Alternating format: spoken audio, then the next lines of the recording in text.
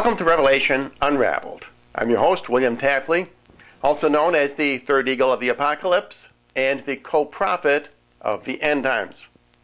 This is the first program in a series I plan to do on the amazing prophecies which the Blessed Mother gave at La Salette, France, to two shepherd children way back in 1846. They were Melanie Calvat, who was 14 years of age at the time, and Maximin Giraud, who was 11. In these amazing, fantastic prophecies, Mary says that in the end times, for example, there will be zombies. Yes, you heard me correctly. Zombies are not myths. They are real. She said there would be UFOs and alien abductions. To me, it's amazing that the church does not talk more about these prophecies. She said that the Antichrist would be born of a Jewish woman, but he would not have a human father. She said that Rome would lose the faith and become the seat of the Antichrist. Maybe that is why we hear so little about La Salette. Mary also spoke about the pontificacies of Pope Benedict XVI and Pope John Paul II. All in all, these are extremely important prophecies. Of course, it's very possible that one reason the La Salette prophecies have been all but forgotten in the church is because they were not verified by a great miracle, as at Fatima, for example, where 70,000 people saw the sun dance in the sky. And the reason no miracle was given at La Salette is because this is end times apocalyptic literature. In other words, once it is explained by a co-prophet, such as myself, it becomes understandable. Also, this prophecy features all the other aspects of end times prophecy. For example, numerology is extremely important, and the symbolic interpretation takes precedence over the literal interpretation. There were no miracles verifying the prophecies of La Salette, just as I do not perform miracles to verify my co-prophecies. As, for example, Enoch and Elijah will perform amazing wonders to verify what they are predicting. And the reason is because my co-prophecies appeal to your logic. Once I explain them, they should be obvious. For example, in Matthew's Olivet Discourse, Jesus uses 18 verses to describe the tribulation, and those 18 verses are divided into a 666 sequence. Now that you understand this, and you look it up, this is incontrovertible. The same way with the following 15 verses in Matthew. Those 15 verses are the victory verses, and they are divided into a 555 sequence. Once you see this, you cannot deny it. What that means is that Mary's rosary will defeat the Antichrist. And now the same with La Salette. Once I show you how La Salette is in fact apocalyptic literature, then you will understand what Mary is prophesying about.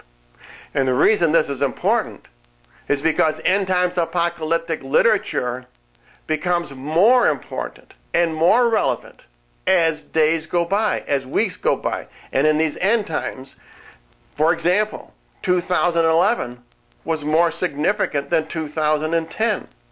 What Jesus said about the end times was more apparent in 2011. For example, the incidence of wars and rumors of war, and earthquakes in diverse places.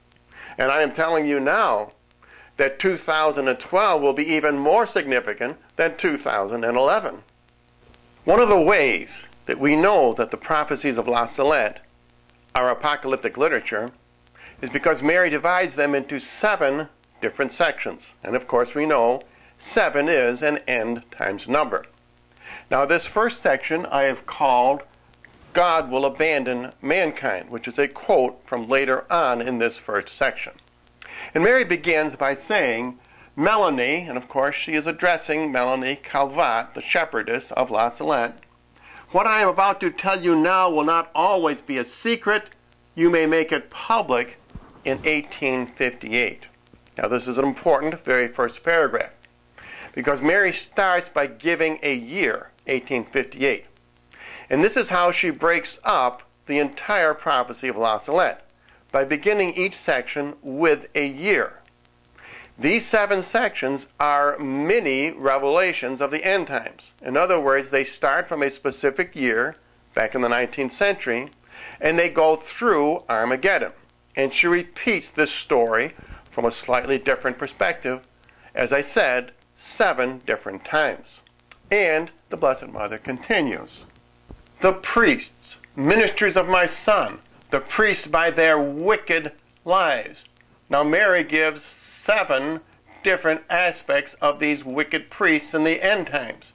Again, another indication that this is apocalyptic literature. Wicked, number 1. By their irreverence, number 2. And their impiety, number 3. In the celebration of the holy mysteries. This, of course, refers to the sacrifice of the Mass. By their love of money, number 4. By their love of honors, number 5.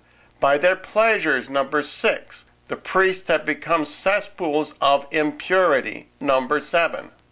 Cesspools of impurity is a very shocking phrase, but I think it shows that Mary's prophecy at La Salette is definitely for these end times. This is what we have been seeing in just the past few years. And now Mary continues. Yes, the priests are asking for vengeance. Now notice here that Mary uses the word vengeance 4 times, another end times number. And vengeance is hanging over their heads. Woe to the priests and to those consecrated to God who by their unfaithfulness and their wicked lives are crucifying my Son again. The sins of those dedicated to God cry out towards heaven and call for vengeance. And now vengeance is at their door. And Mary continues, for there is no one left to beg mercy and forgiveness for the people. There are no more generous souls. There is no one left worthy of offering a stainless sacrifice to the Eternal for the sake of the world. God will strike in an unprecedented way. Now we need to realize that although Mary says there will be many evil priests in the end times, she is not putting down the priesthood itself. How do we know? Because she uses the word priest 5 times, and that is her number. That is the number of the rosary. And this is verified in the book of Esther, for example. In Esther, the eunuchs symbolize the priesthood of the end times. And as we know from that story, there were evil eunuchs who plotted the overthrow of King Ahasuerus, who symbolizes Jesus, but there are also good eunuchs. And Mary continues, woe to the inhabitants of the earth. So now Mary is not talking about priests anymore, she is talking about the rest of us. God will exhaust his wrath upon them, and no one will be able to escape so many afflictions together. And now Mary talks about bishops and cardinals. The chiefs, the leaders of the people of God, have neglected prayer and penance, and the devil has bedimmed their intelligence. They have become wandering stars, which the old devil will drag along with his tail to make them perish. Another characteristic of end times apocalyptic literature, such as La Salette, is that it is verified in other apocalyptic literature. And this image of Satan using his tail to drag along the prelates of the church is also found in Revelation chapter 12, verse 4. And his tail drew the 3rd part of the stars of heaven and cast them to earth. These prophecies are identical, and they are talking about the same event in these end times. God will allow the old serpent to cause divisions among those who reign in every society and in every family. Physical and moral agonies will be suffered. God will abandon mankind to itself and will send punishments which will follow one after the other for more than 35 years. But will God really abandon mankind? Let me take you back to what Jesus said once when Peter said, how many times should I forgive my neighbor? 7 times? And Jesus said 70 times 7. But Jesus was also talking about when does God stop forgiving?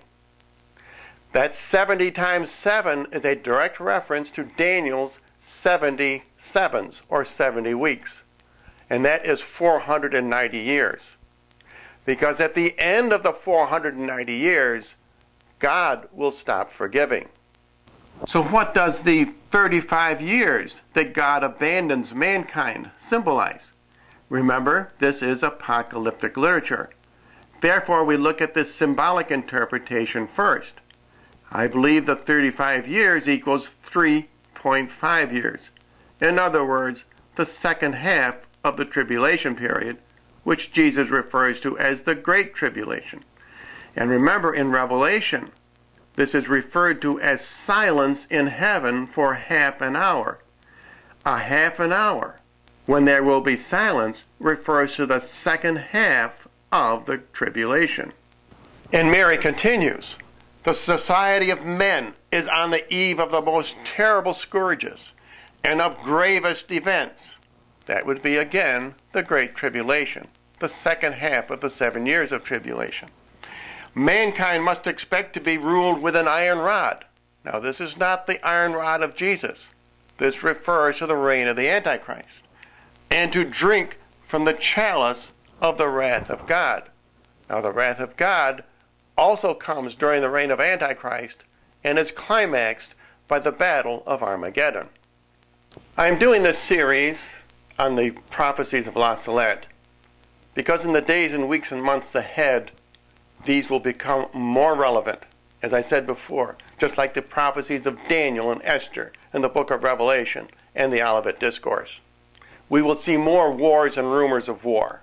We will see more earthquakes in diverse places, not less. And in part 2 of this series, I will be discussing Mary's amazing prophecies about zombies, UFOs, alien abductions, and all of these very strange occurrences of the end times. And as always, if you would like a free copy of my book, Revelation Unraveled, simply write to the address you see on your screen, or you can send a message to my YouTube account.